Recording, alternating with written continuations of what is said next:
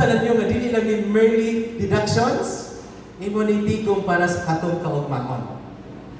Hello, walay pildi sa pag-ibig.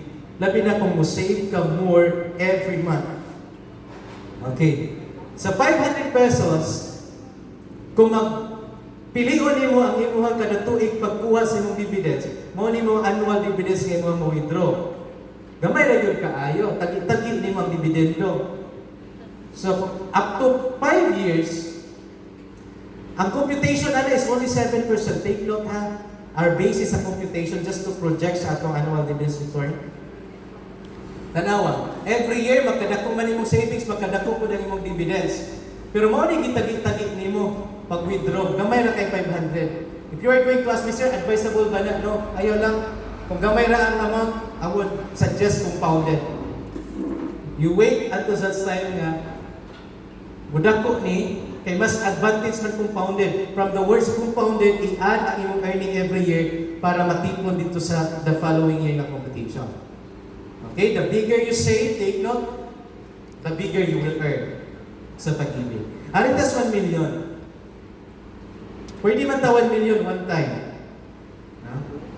Kutub lang sa inyong makaya. Ubali na yun ang amount, pwede na yun ubali ang amount. Every month, karon 500. Sunod nga bulan, na kay bonus sa liquid packaging, pwede ni mo himo 1,000. So, ang kira yun diha, ayaw iubos sa 500.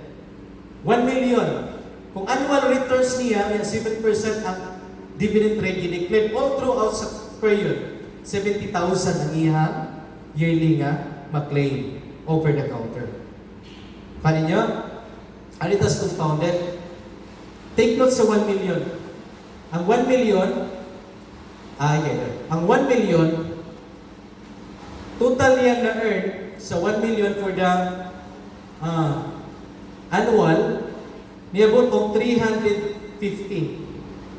Okay? Upon maturity. Sa iyang 1 million plus the 350 nga kung iyang suma total ang iyang annual dividends payout niabot og 350,000 ang na-earn sa iyang B2.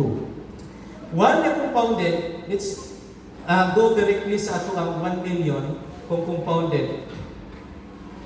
Tanawa. Put up siya 1 million, ang 70,000 nga earning niya, during that year, 1 year i-claim. Paabot niya hatod, paabot ang third, tanawa ang iyang income. Niabot og 402,000 plus.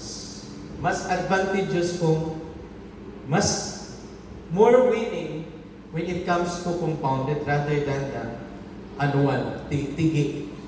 Anam-anam mo nimo. So what happens if mag-pre-terminate ko sa ako ang impito? Pwede man. Okay? Kung imong i-withdraw, imong ipito kay naa kay mga immediate needs, makuha nimo ang imong principal. Pero take note, ang imong dividends nga na-earn, 50% na lang among ihatag. For those who will pre-terminate their term sa impito. So I advise nga, ang tusa lang yun ang 5 years, dali raman eh. Dali ra gyud kay pag 5 years. Pero 2026, mag-start mo, kanos na mag 5 years po. 31, dali ra kay panahon ko eh. Muabot ra ang panahon. Nya mag-ani ka sa imong ginatanong karon. Okay. Usahay mo man yan nato ang line. Sir, wala ko extra nga mag-save ko.